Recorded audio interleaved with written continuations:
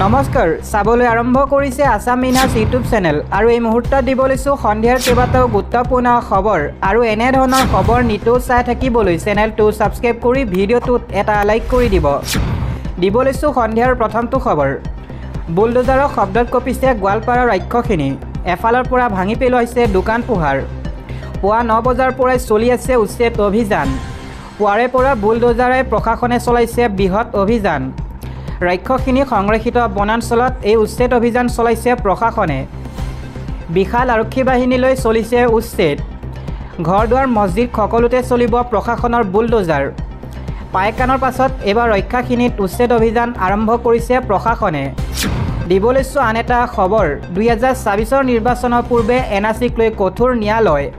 শীঘ্ৰে এনআৰচিৰ পৰা বাদ পৰিব লাখ লাখ লোকৰ নাম। পূৰ্ব এনআৰচিৰ নথি কৰা হ'ব পুনৰ নিৰীক্ষণ। এনআৰচিত নাম থাকিলেও বিপদত পৰিব পাৰে আপুনি। সৰ্বোচ্চ ন্যায়ালয়ে গ্ৰহণ কৰিলে এনআৰচি পুনৰীক্ষণৰ আবেদন। কেন্দ্ৰ, ৰাজ্য আৰু আৰজিআইলৈ জাননী প্ৰেৰণ কৰিছে এছচি তথা সুপ্ৰিম কোৰ্টে। প্ৰান্তৰ সমন্বয়ক হিতেশ দেৱ শৰ্মাৰ আবেদনক লৈ নিৰ্দেশনা জাৰি কৰা হৈছে। পূৰ্ব এনআৰচিৰ নথিত আছিল বিসংগতিৰ অভিযোগ। এনআৰচি সমন্বয়ক লৈ জাননী প্ৰেৰণ কৰিছে ন্যায়ালয়। এনআৰচি পুনৰীক্ষণ হ'লে কৰ্তন হ'ব প্ৰায় 50 লাখ লোকৰ নাম। এনআৰচিত থকা বহু লোকে স্বদেশী নহ'বও পাৰে। বহু মিয়াৰ নাম খিলঞ্জীয়া বুলি সোমাইছে এনআৰচিত। বহু থলুৱা মানুহৰ নাম এনআৰচিৰ পৰা বাদ পৰিছে। ইয়াক একাকাৰ কৰি লোৱাটো উচিত নহয়। প্ৰায় 13,18,000 নথিত বিসংগতিৰ সম্ভাৱনা। এইসকলৰ বিশেষ পৰীক্ষণৰ নামত অন্তৰ্ভুক্ত হৈছিল। বংশবিষ্ট পৰীক্ষণত যথেষ্ট ত্ৰুটি ৰৈ গৈছিল। 40% ভুল পোৱা গৈছিল এই নথিপত্ৰত। তথ্যসমূহ ভালদৰে চালি জাৰি চালি সত্য ওলাই পৰিব। প্ৰাক্তন সমন্বয়ক হিতেশ দেৱ শৰ্মাই কৰিছে এই বিস্ফোৰণ। নগাৰ কবলত অসমৰ বৃহৎ এলেকা, নগা খেদিবলৈ ওলাইছে অসমীয়া। এই মুহূৰ্তত দিব লৈছোঁ আন এক ডাঙৰ খবৰ। মিয়াক উচ্ছেদ কৰি গছপুলি ৰুবলৈ গৈ বিপদত। নগাৰ কবলত পৰিছে অসমৰ বৃহৎ এলেকা। মুকলিকৈ নগাই আৰক্ষীক ধমক দিছে। নগাৰ বিৰুদ্ধে এক গৰ্জন অসমীয়াৰ। অসম নাগালেণ্ডৰ সকলো ঘাইপথ কৰা হ'ব বন্ধ। ওলাই আহিছে অসমীয়া যুৱ মঞ্চ। বাংলাদেশৰ দৰে নাগালেণ্ড সীমান্তত লগাওক কাটাতাৰ, এই মন্তব্য কৰিছে অসমীয়া যুৱ মঞ্চই। লগতে নগাক ধনুকাৰলৈ খেদিম বুলি সকিয়নি অসমীয়া যুৱ মঞ্চৰ। অসমৰ মাটিতে খিলঞ্জীয়াক উচ্ছেদৰ নটিচ প্ৰদান কৰিছিল নগা প্ৰশাসনে আৰু তাকে লৈ সৰুপথাৰৰ উৰিয়াম ঘাটত সৃষ্টি হৈছে তীব্ৰ উত্তেজনা। 7 দিনৰ ভিতৰত এৰিব লাগিব ঘৰ বাৰী। 8 নম্বৰ দিনা চলিব উচ্ছেদ অভিযান। নাগালেণ্ড প্ৰশাসনৰ এই জাননীক লৈ হাহাকাৰ লাগিছে ৰাইজৰ মাজত।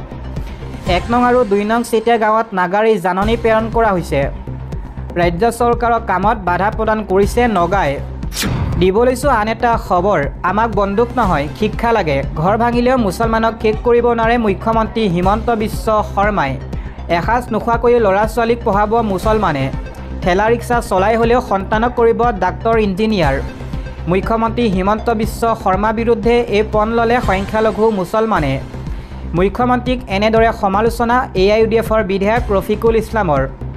ঘৃণা ৰাজনীতি বাদ দি শিক্ষাৰ দায়িত্ব লওক মুখ্যমন্ত্ৰীয়ে, এয়া বিধায়ক ৰফিকুল ইছলামৰ মন্তব্য। তেওঁ কৈছে যে উজনি অসমতো ভাৰতীয় নাগৰিকক ধমক দি একাংশই ধন লৈছে। এইবিলাক চলি থাকিলে ল'ৰা ছোৱালী কেনেকৈ ডাক্তৰ অভিযন্তা হ'ব।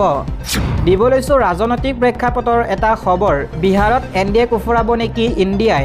ৰাহুলৰ ভোটাধিকাৰ যাত্ৰাত ব্যাপক সঁহাৰি জনাইছে একাংশই।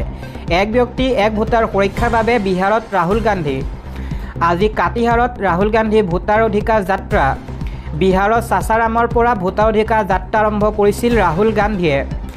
16 দিনীয়াকৈ ওলোৱা এই যাত্ৰাই সামৰি ল'ব 1300 কিলোমিটাৰ দৈৰ্ঘ্য। আজি কাটিহাৰত RJD নেতা তেজস্বী যাদৱ, ইমৰান প্ৰতাপ গৌৰী, মুকেশ চাহানীয়ে দিলে সংঘ। কানহায়া কুমাৰ আৰু পাপ্পু যাদৱ সহ একাধিক বিৰোধী নেতাৰ অংশগ্ৰহণ এই যাত্ৰাত। 1 ছেপ্টেম্বৰত পাটনাত এক বৃহৎ ৰেলীৰে সামৰণি পৰিব ভোটাৰ অধিকাৰ যাত্ৰা। 16 দিনত এই যাত্ৰাই সামৰিব 20ৰো অধিক জিলাৰ 1300 কিলোমিটাৰ পথ। দিব লৈছোঁ আন এটা খবৰ। শীঘ্ৰেই অসমৰ মুখ্যমন্ত্ৰী হিমন্ত বিশ্ব শৰ্মাক অপসাৰণৰ দাবী। অসমৰ মুছলমানৰ হৈ এইবাৰ দেশৰ শক্তিশালী মুছলমান সংগঠনৰ গৰ্জন। অসমৰ উচ্ছেদৰ বিৰোধিতা কৰিছে শক্তিশালী মুছলমান সংগঠনে। দেশৰ মুছলমান সংগঠনে মুখ্যমন্ত্ৰীক ধৰিছে উভতি। অসমৰ উচ্ছেদক লৈ জাঙুৰ খাই উঠিছে জমিয়ত উলেমা ই হিন্দ। অসমৰ মুছলমানৰ হৈ মাত মাতিছে দেশৰ মুছলমানে। দিব লৈছোঁ আন এটা ৰাজনৈতিক প্ৰেক্ষাপটৰ খবৰ। বিজেপিয়ে সন্ধান কৰিছে নতুন নেতাৰ। 100 গৰাকী নেতাৰ পৰামৰ্শ লৈছে দলটোৰ নেতৃত্বই। বিহাৰৰ নিৰ্বাচনৰ দিন ঘোষণাৰ পূৰ্বে বিজেপিয়ে নতুন ৰাষ্ট্ৰীয় সভাপতি লাভ কৰাৰ সম্ভাৱনা আছে। ৰাষ্ট্ৰীয় সংবাদ মাধ্যমত প্ৰকাশ পোৱা অনুসৰি দলটোৱে নতুন ৰাষ্ট্ৰীয় নেতৃত্বক লৈ নিৰ্বাচনত অৱতীৰ্ণ হ'ব খুজিছে। ভাৰতীয় জনতা পাৰ্টি আৰু ইয়াৰ মতাদৰ্শগত গুৰু ৰাষ্ট্ৰীয় স্বয়ংসেৱক সংঘৰ জ্যেষ্ঠ নেতাসকলে সভাপতি নিৰ্বাচনৰ বাবে 100 গৰাকী শীৰ্ষ ব্যক্তিৰ কাষ চাপিছে। সূত্ৰসমূহে জনোৱা মতে দলৰ প্ৰাক্তন মুৰব্বী আৰু জ্যেষ্ঠ কেন্দ্ৰীয় মন্ত্ৰীসকলৰ লগতে RSS আৰু বিজেপিৰ সৈতে জড়িত আৰু সাংবিধানিক পদত অধিষ্ঠিত নেতাসকলৰ সৈতে আলোচনা কৰা হৈছে। সূত্ৰসমূহে পূৰ্বে প্ৰকাশ কৰিছিল যে বিজেপিয়ে বিচাৰে যে ৰাষ্ট্ৰীয় সভাপতি নিৰ্বাচনৰ পূৰ্বে প্ৰয়োজনত নতুনকৈ নিৰ্বাচিত হোৱা সকলো ৰাজ্যিক নেতৃত্ব স্থাপন কৰা হওক। দলটোৰ সংবিধানৰ মতে ৰাষ্ট্ৰীয় সভাপতি নিৰ্বাচন কৰাৰ পূৰ্বে ইয়াৰ 36টা ৰাজ্যিক আৰু কেন্দ্ৰীয় শাসিত অঞ্চলৰ ইউনিটৰ ভিতৰত কমেও 19টাত এজন নিৰ্বাচিত মুৰব্বী থাকিব লাগিব। যোৱা মাহত বিজেপিয়ে 28খন ৰাজ্যত এই অনুশাসন সমাপ্ত কৰিছিল। এতিয়া UP, গুজৰাট আৰু কৰ্ণাটকৰ বাহিৰে হাৰিয়ানা, দিল্লী, ঝাৰখণ্ড, পঞ্জাৱ আৰু মণিপুৰ বাকী আছে। পঞ্জাৱত বিজেপিয়ে এজন কৰ্মৰত সভাপতি নিযুক্তি দিছে।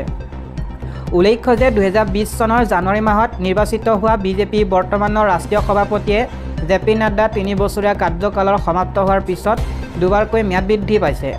মণ্ডল প্ৰধান নিৰ্বাচনৰ ক্ষেত্ৰতো একেধৰণৰ দৰ্শন পালন কৰা হৈছে। এই ক্ষেত্ৰত বিজেপিয়ে 40 বছৰৰ তলত বয়সৰ সীমা নিৰ্ধাৰণ কৰি পৰৱৰ্তী প্ৰজন্মৰ নেতাক সুযোগ দিয়াৰ সিদ্ধান্ত লৈছে। জিলা আৰু ৰাজ্যৰ মুৰব্বীসকলৰ বাবে প্ৰাৰ্থীজন কমেও 10 বছৰ বিজেপিৰ সক্ৰিয় সদস্য হ'ব লাগিব। অন্য দলৰ পৰা অহা নেতাই সংগঠনত গুৰুত্বপূৰ্ণ দায়িত্ব লাভ কৰাৰ বাবে বিজেপি কৰ্মীসকলৰ মাজত অসন্তুষ্টি সৃষ্টি হোৱাৰ বাবে এই সিদ্ধান্ত লোৱা হৈছিল। দিব লৈছোঁ আন এটা খবৰ। এবাৰ ত্ৰিপুৰাত এগৰাকী মহিলাক চলন্ত গাড়ীত ধৰ্ষণ। এই ঘটনাত গ্ৰেপ্তাৰ হৈছে দুগৰাকী চুবুৰীয়া। শুকুৰবাৰে আৰক্ষীয়ে জনোৱা মতে ত্ৰিপুৰা গুমটি জিলাত এটা মন্দিৰ পৰিদৰ্শন কৰি অহা সময়ত এগৰাকী মহিলাক দুজন চুবুৰীয়া পুৰুষে ধৰ্ষণ কৰাৰ অভিযোগ উত্থাপন হয়। এটা চেকপোষ্টত আৰক্ষীয়ে গাড়ীখন ৰখাই দিয়াৰ সময়তে 2 গৰাকী অভিযুক্তক আটক কৰা হয়।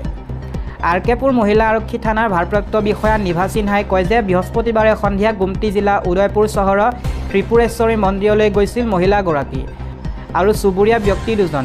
সিনহাই কয় যে নিশা 10 বজাত তেওঁলোক উভতি অহাৰ সময়তে এটা চেকপোষ্টত গাড়ীখন ৰখাই দিয়া হৈছিল। মহিলাগৰাকীয়ে কয় যে তেওঁক 2জনে লোকে ধৰ্ষণ কৰিছিল। তাৰ পিছত আমি তেওঁলোকক জেৰাৰ বাবে থানালৈ লৈ আহিলোঁ।